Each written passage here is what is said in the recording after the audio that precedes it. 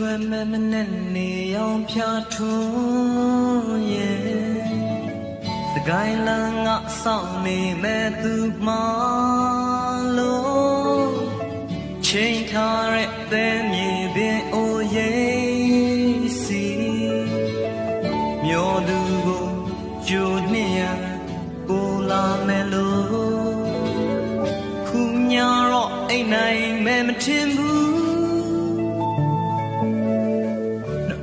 တွေ့ရညနေကိုပြန်တွေ့ရင်